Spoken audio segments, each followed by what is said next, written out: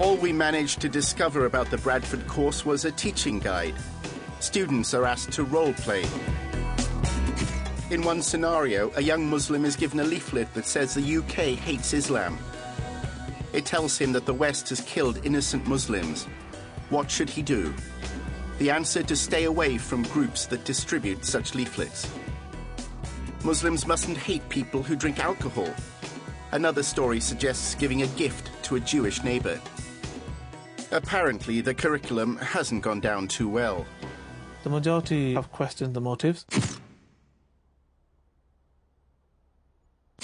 Is this a government initiative to make the Muslims pliant and just follow the government agenda and not question whatever they have to say? It seems to be very skewed about being subservient to what the government wants, and I don't think that's going to be helpful. People that you want to teach this curriculum, I don't think they're going to accept it.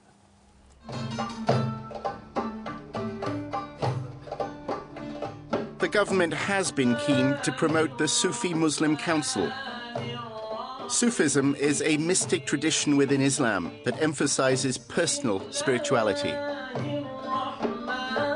The council was launched in the House of Commons and praised by the former Community Secretary, Ruth Kelly. I very much welcome Haras's and the Sufi Muslim Council, the brave steps that they're taking. They play such a leading role in confronting violent extremism. Haris Rafiq leads the Sufi Muslim Council. He says his organisation represents the silent majority. A number of organisations that claim to speak for Muslims, that claim to represent Muslims. Haris believes the root of extremism is the ideology embraced by many Muslim organisations in Britain, political Islam. In the Triangle, he listed a variety of groups that have been infiltrated and can seemingly brainwash the faithful. There are a number of organisations, some which may be banned in universities, some have no platforms, that may exist in other names, that can actually pull them in by giving them this very vocal, very radical sort of we will do something attitude. There are groups that are set up here which are very noisy, they're very angry. When I've seen some of these guys on TV and it looks as if they're going to blow a blood vessel, you know, and again, very loud. And on the flip side, we might have some people coming out of university and they will have sort of very middle-class type jobs, things like school teachers, things like working in an office somewhere, but people who want skills. You've got the academics, who come from a particular political perspective, and then you've got who I call the yuppies. Of the British Muslim community. And then you've got umbrella organisations at the top that claim that actually will represent these people to various through various different parts of society. But you seem to have listed here most of the Muslim groups in Britain. What I've listed here are, one thing to understand is that the word Muslim relates to faith. These groups are political organisations rather than faith-based organisations. They claim to be faith-based organisations, but their goals and aims are very political.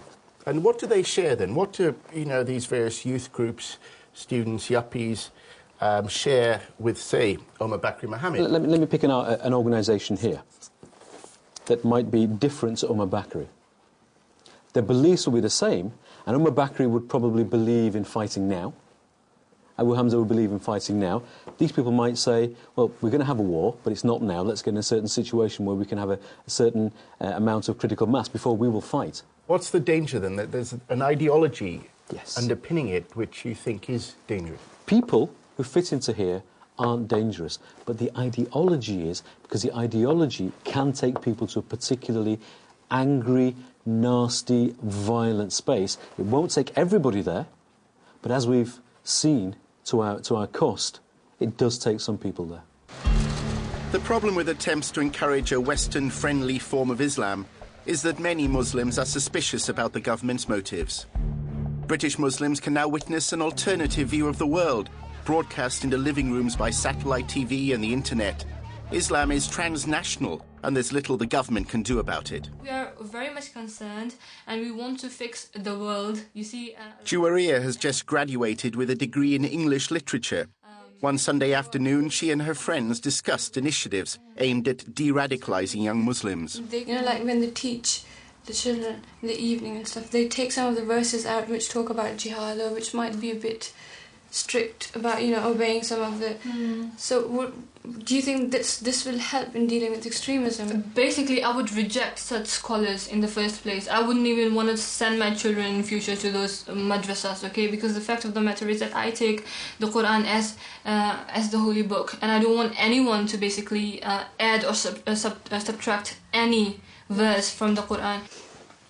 We want things to be fixed in Palestine, in Afghanistan, in Kashmir, and Chechnya. Because if you want no extremism in Muslim youth or in Muslim society, then you'd have to address those problems first.